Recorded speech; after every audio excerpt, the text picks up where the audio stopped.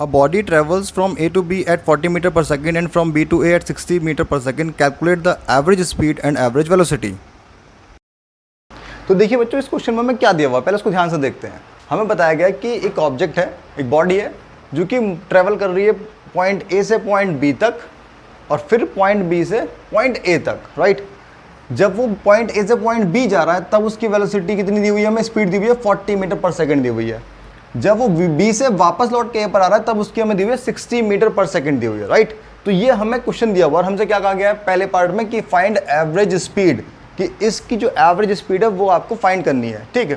कोई बात नहीं, जो हमें डेटा गिवन है उसे हम पहले नोट कर लेते हैं। हमने कहा भाई जाने की जो इसकी वेलोसिटी है वो 40 मीटर पर सेकंड है, आने की जो इसकी वेलोसिटी है वो 60 मीटर पर सेकंड है। एवरेज स्पीड हमें फाइंड करनी है। क्या फाइंड करनी है हमें? Average speed.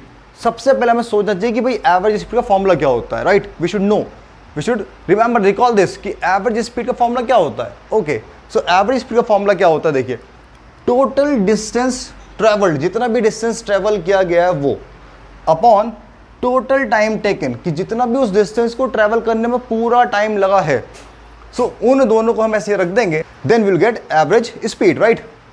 अब देखिए, अब हमारे पास जो है इसमें डिस्टेंस भी गिवन नहीं है क्वेश्चन में और ना ही टाइम गिवन है। इसका मतलब ये है कि हमें दोनों चीज़ें फाइंड करनी पड़ेंगी। तो एक काम करते हैं, हम डिस्टेंस जो ए बी है इसको एज्यूम कर लेते हैं, मान लेते हैं डिस्टेंस एक्स है ए और बी के बीच में, ठीक है। तो हमने कहा भाई let A B equal to X. हमने क्या कहा कि let A B is equal to X meters. किसमें? ये मीटर्स में लिया हमने। किस में लिया? एक्स को हमने मीटर्स में लिया, ठीक है। अब ठीक, हमें चाहिए टोटल टाइम। क्या चाहिए हमें? Total time. तो देखो, खुद सोचने लिए यहाँ पर थोड़ा सोचना है आपको। क्या सोचना है? देखिए, ए से बी तक जब गया तब कुछ टाइम लगा होगा, फिर जब वो बी से ए आया तब कुछ टाइम लगा होगा, राइट। तो जब वो ए से बी गया, जब वो जा रहा है ए से बी, मतलब ए टू बी जा रहा है, तो मान लेते हैं जो टाइम लगा उसको वो लगा है t1। कितना लगा है? t1। और जैसे ही वो बी से ए आ रहा है, मान लेते हैं टाइम उसको लगा कितना? t2, right. तो अगर हम ये दोनों टाइम्स की वैल्यू फाइंड करें किस तरीके से, तो टोटल टाइम मिल जाएगा हमें। और टोटल डिस्टेंस हमने माना कि वो x है ए और बी के बीच में, तो बट ऑब्वियस है कि उतना ही बी और ए के बीच में होगा।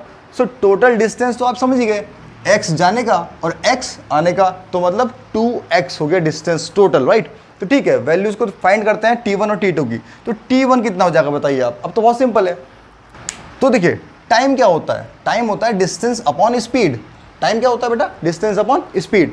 तो फटाफट से हमने कहा कि भाई t1 हम फाइंड करना है, टाइम t1। तो डिस्टेंस कितना था हमारे पास? a से b तक का x था।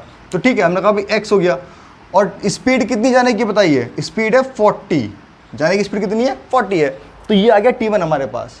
सिमिलरली हम फाइंड करेंगे t2। हम कहेंगे t2 क्या है? टाइम जो आने में लगा उसको।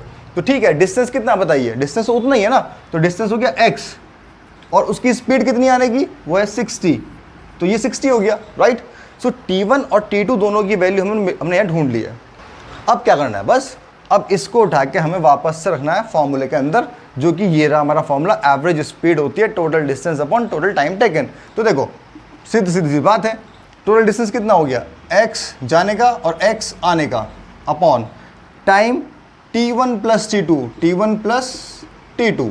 तो आप कह देंगे ये हो गया 2x। कितना हो गया? 2x अपॉन t1 कितना? x upon 40। तो x अपॉन 40 वैल्यू पुट कर दिया, प्लस टाइम कितना? x upon 60, right. अब इसको हम सॉल्व करेंगे, तो बहुत सिंपल है सॉल्व करना है इसको।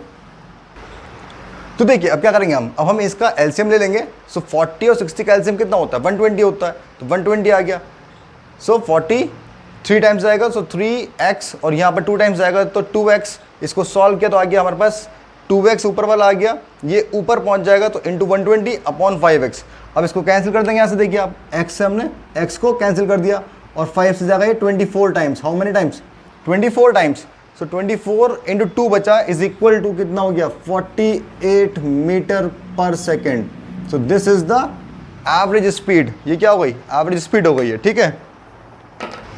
So now in the second part they are asking you what will be the average velocity for this entire journey, what is entire trip you can say. So average velocity का जो formula है, अब वो तुरंत सोचो कि भाई average velocity का फॉर्मूला होता क्या है।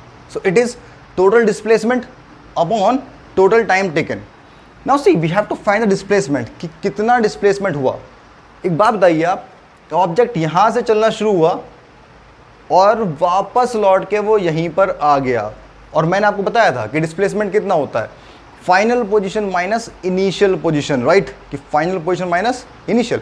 तो जो उसकी फाइनल पोजीशन है वही उसकी इनिशियल पोजीशन थी, तो डिस्प्लेसमेंट कितना हो गया, कुछ भी नहीं हुआ, जीरो हो गया। तो आप सीधे कह देंगे it will be equal to zero upon time, और ये हो जाएगा सीधे 0 meter per second. So the average velocity for this trip will be 0 meter per second.